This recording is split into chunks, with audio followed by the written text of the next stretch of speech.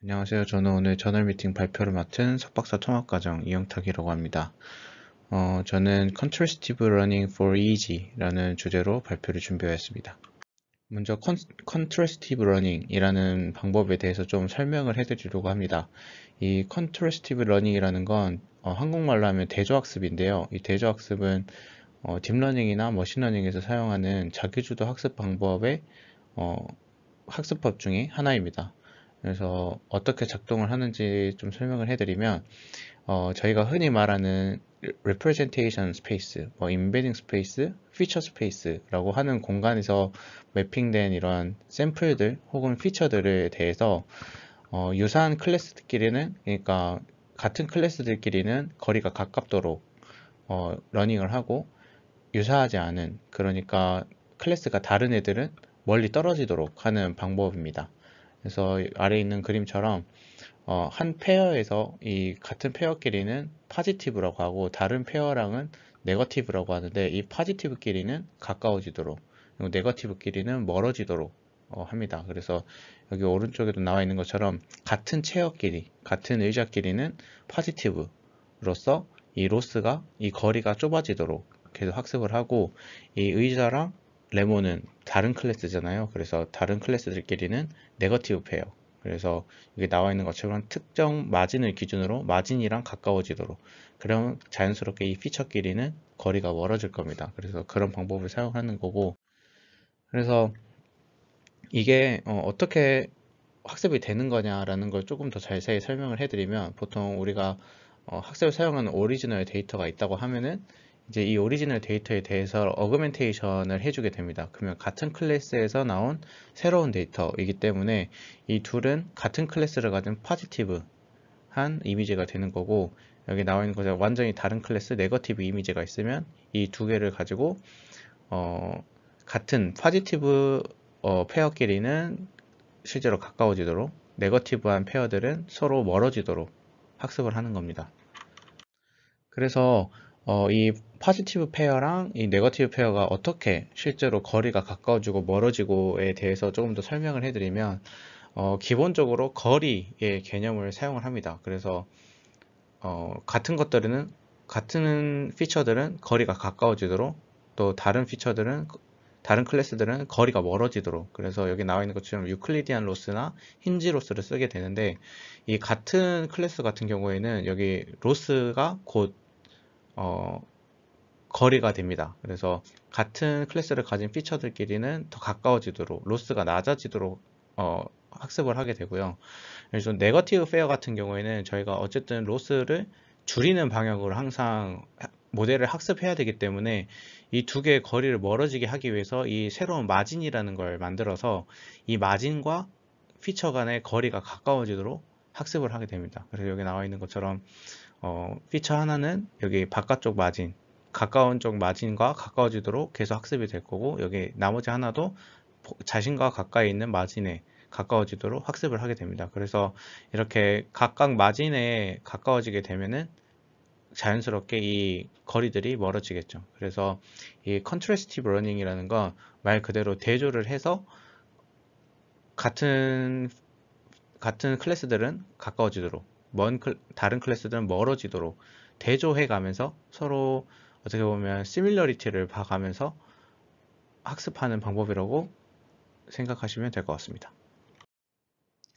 그래서 제가 오늘 준비한 논문, 첫 번째 논문은요, IEEE Transactions on Effective Computing 이라는 저널에 실린 논문이고, 대부분 이 컨트러스티브 러닝을 사용한 연구들은 이모션을 리코그니션 하는 연구들이 많더라고요. 그래서 해당 연구는 이 컨트러스티브 러닝을 이용을 해서 이 크로스 서브젝트 문제를 푸는 연구였습니다. 그래서 분석 같은 경우에는 두 가지 데이터셋을 사용을 했고요. 하나는 80명, 하나는 15명이었고, 이모션 같은 경우에도 하나는 28개, 하나는 15개 이렇게 나눠져 있습니다. 그리고 기본적인 전처리 같은 경우에는 저희가 많이 사용하는 0에서 50Hz 사이를 이제 쓰는데, 여기 좀 독특하게 47Hz까지밖에 안 써서 이 부분은 뭐 따로 언급한 바는 없었고, 그냥 경험적으로 잘 나오는 밴드를 고르지 않나라고 생각이 됩니다.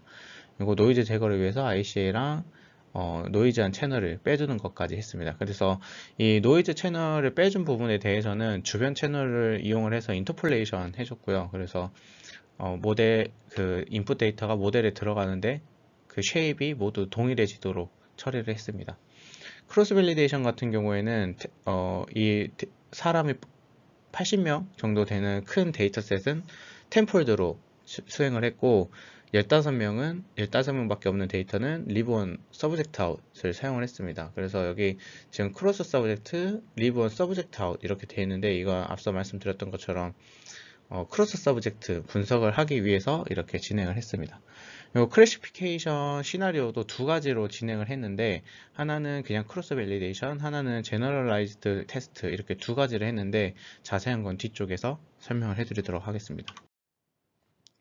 그래서 이건 이 연구에서 나온 그림은 아니고 제가 좀 설명을 위해서 그림을 가져왔는데 크로스 밸리데이션 같은 경우에는 왼쪽처럼 뭐 예를 들면 총 9명이 있다고 하면은 8명을 가지고 트레이닝을 하고 그 다음에 한 명으로 테스트를 하는 방법입니다. 이건 이제 일반적인 저희가 이야기하는 그 크로스 밸리데이션 크로스 서브젝트에 대한 시나리오고 이 제너럴라이즈드 테스트 같은 경우에는 이 크로스 밸리데이션이랑 비슷한데 중요한 건 이 샘플의 순서까지 신경을 써가지고 학습을 한다는 겁니다. 그래서 여기 앞에 크로스 밸리데이션에서는 뭐 1번부터 30번까지 트라이얼을 모두 사용을 했다면 여기서는 트레이닝을 할 때 뭐 당연히 서브젝트는 2번부터 9번까지 8명을 사용을 하는데 트라이얼까지도 고려를 해서 뭐 1에서 20 트라이얼 그리고 테스트는 남은 한 명에 대해서도 21번부터 30번까지 이렇게 트라이얼까지 고려를 한 테스트를 이야기합니다. 당연히 이쪽이 더 성능이 떨어지겠죠. 왜냐하면 이 같은 태스크를 한 어떤 정보들을 가지고 있는 걸 다 쓰는 거랑 이렇게 좀 독립된 트라이얼들을 쓰는 거랑은 조금 성능이 다를 거라는 걸 예상을 할 수 있습니다. 그래서 해당 연구에서는 지금 여기 나와 있는 것처럼 CLISA라는 모델을 사용을 했는데요. 여기 인풋을 보시면 약간 피처를 뽑은 것처럼 이렇게 나와 있는데 사실 이건 피처를 뽑은 건 아니고 그냥 각 피험자들의 이런 데이터를 그러니까 표현을 하자면 이렇게 피험자별로 모여 있을 것이다. 같은 피험자들끼리는 피처들이 모여 있을 거라는 것을 예상을 한 거고요. 그래서 이 로우 데이터를 넣으면 이 안에 있는 컨볼루션을 지나서 여기 보이는 것처럼 같은 클래스들끼리 피처들이 모이도록 학습을 시켜줍니다. 그래서 프로젝터에서 이제 이게 완벽하게 나눠지도록 여기 나와 있는 그림처럼 완벽하게 나눠지도록 이제 로스를 계속 학습을 하게 되고 그래서 마지막으로는 여기 실제 피처를 뽑아서 클래시피케이션을 했을 때 이런 하이퍼플레인이 나오도록 한 모델입니다. 그래서 이 앞선 모델에서 이제 로스를 구해야 되고 포지티브랑 네거티브 페어를 만들어야 되잖아요. 그래서 그 페어들을 어떻게 만들었는지 제가 좀 설명을 드리려고 합니다. 그래서 포지티브 같은 경우에는 여기 나와 있는 것처럼 같은 시점에 같은 영상을 보는 시점에 있는 샘플들은 포지티브 페어로 했고 네거티브 페어 같은 경우는 나머지 전부에 대해서입니다. 당연히 이 트라이얼 2번에 대해서는 이 두 개가 X2A랑 X2B가 포지티브 페어겠죠. 그리고 나머지는 다 네거티브가 될 겁니다. 그래서 이 로스를 결과적으로 이렇게 구했는데 식 자체는 좀 어려워 보이는데 굉장히 개념은 쉽습니다. 그래서 A랑 B번 피험자가 같은 이 I번째 같은 시점의 영상을 봤을 때는 포지티브 그러니까 분자에 올라가게 되고요. 그리고 분모 같은 경우에는 이 같은 피험자 안에서도 다른 시점에 본 것들과 다른 피험자 안에서도 다른 영상을 봤을 때도 네거티브 이래서 네거티브는 분모 쪽으로 그리고 포지티브는 분자 쪽으로 가게 해서 로스를 구했습니다. 그리고 이거에 대해서 이제 나중에 제너럴라이즈 테스트를 하게 되면은 지금 이렇게 빨간색으로 제가 가려놓은 것처럼 이 부분 없이 그냥 뭐 x n-1까지만 파지티브와 네거티브를 이용을 해서 학습을 하게 되고 제너럴라이즈 테스트에서 여기 빨간색으로 가려진 부분을 사용을 하게 됩니다. 그래서 이 80명의 데이터를 먼저 살펴보면 투 클래스로 했을 때 이 파지티브와 네거티브 이모션에 대한 바이너리 클래시피케이션입니다. 그래서 여기 앞에 그 페어를 이야기할 때 그 파지티브 네거티브가 아니라 이거 이제 좋은 감정 그리고 나쁜 감정에 대한 바이너리 분류고 이 연구에서 제안하는 모델을 사용하면 한 72% 정도 된다는 것을 확인했고 또 이 컨트래스티브 러닝을 사용을 할 때 피험자가 많으면 많을수록 더 성능이 좋다는 것도 이 연구에서 이야기하고 있습니다. 그리고 앞에 일반적인 크로스 밸리데이션이 아니라 여기 제너럴라이즈 테스트를 했을 때도 분류 성능이 다른 연구들에 비해서 조금 더 좋다는 것을 확인을 했고 앞에 바이너리 연구 그 클래시피케이션도 마찬가지지만 이 연구에서 제안하는 모델들과 다 통계적인 차이가 났다고 합니다. 그리고 9 클래스로 클래시피케이션도 했는데 이건 이제 앞에 영상들을 여러 개 보여주는데 그걸 이제 사람들이 다 라벨링을 하잖아요. 그래서 여기 나와 있는 9가지 감정에 대해서 라벨링을 하고 그걸 클래시피케이션을 했을 때 한 45% 정도 나왔다고 합니다. 이렇게 일견 봤을 때 45%가 좀 낮다고 생각할 수도 있는데 사실 클래스가 9개나 되면 찬스 레벨이 11%거든요. 그래서 상당히 좋은 성능이라고 생각할 수 있습니다. 그래서 실제로 이 모델을 사용을 했을 때 피처들이 어떻게 뽑혀지는지를 보여주는 건데요. 지금 여기 같은 뭐 별, 네모, 다이아몬드, 세모 이렇게 되어 있는 것들은 다 같은 한 피험자에서 나온 피처들입니다. 그리고 색깔은 클래스를 나타내고요. 바이너리에 대한 겁니다. 그래서 뭐 피험자 1번은 아까 처음에 그 개념도에서 보여줬던 것처럼 같은 피험자들은 좀 비슷한 영역에서 모여 있고 또 다른 피험자는 또 같은 한 영역에서 모여 있고 이런 식으로 모여 있는 것들인데 결국 이걸 분류를 투 클래스로 하려고 하면은 초록색과 빨간색을 나눠야 되는데 이게 쉽지 않다는 겁니다. 크로스 서브젝트를 하려고 하면은. 그래서 이 컨스트럭티브 러닝을 하게 되면 오른쪽처럼 결과가 나오게 되는데 지금 여기 위에 있는 바그래프랑 이 곡선이 분포를 나타내는 거거든요. 그래서 보시면 여기 사실 X축에 대해서는 분포가 거의 비슷한데 Y축을 보시면 이 빨간색과 초록색이 좀 분포가 달라지는 것을 볼 수 있습니다. 그래서 저희가 만약에 하이퍼플레인을 끊는다고 한다면 제가 임시로 그어뒀는데 이렇게 0을 기준으로 그을 수가 있겠죠. 그래서 여기는 빨간색들의 클래스 0, 그리고 클래스 1 이렇게 나눌 수가 있게 되는 겁니다. 그래서 이 컨트래스티브 러닝을 이용을 해서 분석을 했을 때 이렇게 피처들이 나눠진다라는 것까지 확인을 했다고 합니다. 그리고 마찬가지로 앞에 80명의 데이터가 아닌 15명의 데이터에 대해서도 함께 비교를 했을 때 다른 연구들에 비해 잘 나오는 편이라는 것을 확인을 했고 마찬가지로 통계적인 차이들도 보이는 경우들이 있었다고 합니다.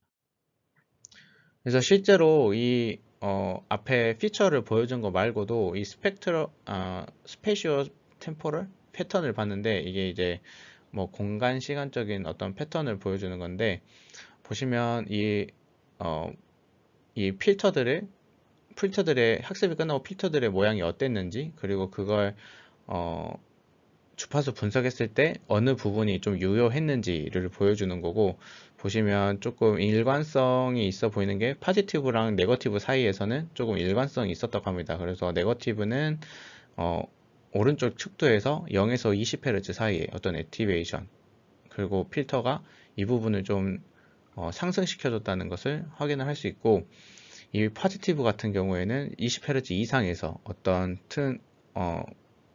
큰 변화를 보였다고 합니다. 그래서 결과적으로 이 네거티브와 파지티브를 가르는데 이 필터들이 잘 학습이 됐다는 것까지 이 연구에서 확인했다고 합니다. 뉴트럴 같은 경우에는 사실 좀 대역이 겹치긴 하는데 사실 영역을 보면 좀 오시피탈 그리고 일부는 이 왼쪽 측도에서 조금 액티베이션이 보이는 경우가 있었다고 하는데 사실 포지티브랑 네거티브가 굉장히 잘 학습이 됐다는 것을 이 결과를 통해 확인할 수 있습니다. 다음 연구는 똑같이 이모션 리코그니션을 했는데 이건 이제 크로스 서브젝트는 아니고 서브젝트 안에서 일반적인 분류를 했을 때의 논문이고 이 부분은 앞에서 사실 대조학습에 대해서 많이 설명을 해가지고 그냥 결과를 보여주는 위주로 좀 설명을 해드리도록 하겠습니다. 저널은 IEEE 센서스 저널이고요. Q1에 해당되는 저널입니다.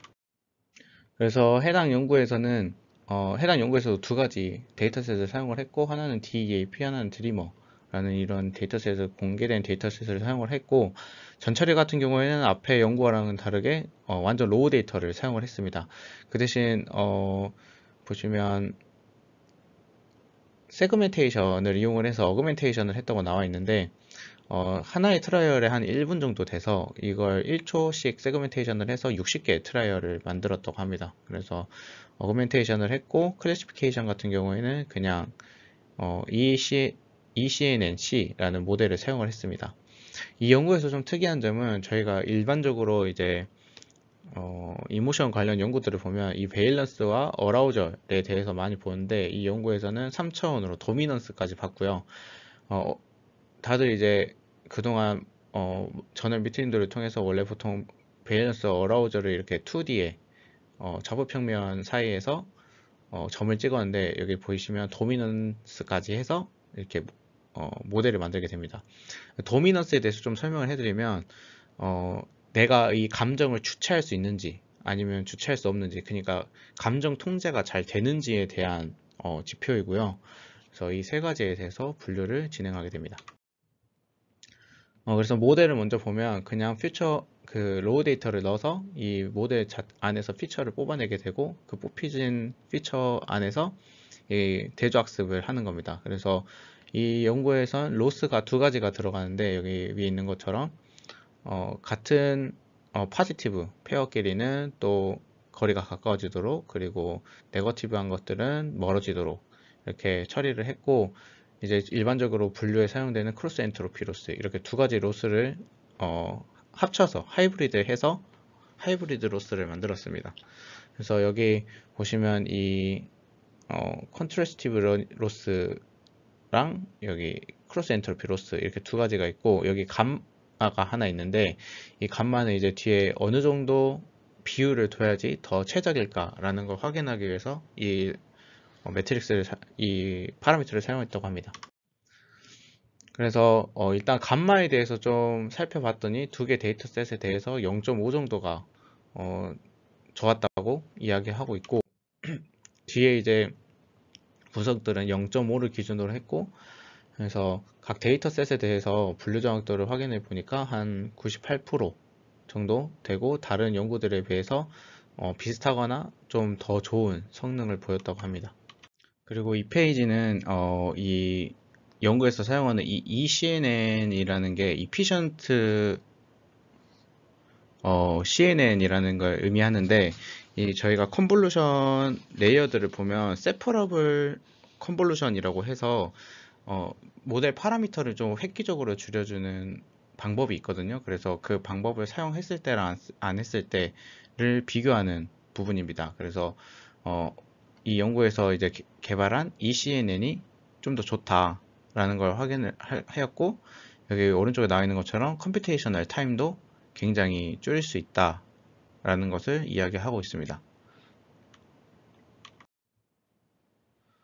그래서 앞선 연구들을 좀 서머리를 하고 좀 고찰을 해보자면, 사실 이 딥러닝에 대해서 데이터가 뭐 얼마나 많이 필요한지, 어느 정도 있으면 너무 작아서 더 있어야 된다, 뭐 이런 기준은 없지만, 이런 컨트래스티브 러닝 같은 경우에는 여기 오른쪽에 나와 있는 것처럼 피험자가 많으면 많을수록 좋다는 것을 확인을 할 수 있습니다. 그래서 사실 저희가 이제 뇌파를 찍고 하면은 물론 사람을 많이 찍기는 어렵지만 항상 트라이얼에 적다는 한계를 가지고 있기 때문에 이런 컨트래스티브 러닝을 저희가 좀 더 공부하고 활용을 할 수 있다면 저희가 지금 하고 있는 뇌파 연구에 큰 도움이 되지 않을까라는 생각이 들고, 물론 제가 하고 있는 고등인재 데이터에도 이런 인밸런스한 데이터에도 샘플 자체를 늘리기 때문에 전체 샘플 개수를 늘리기 때문에 좀 좋은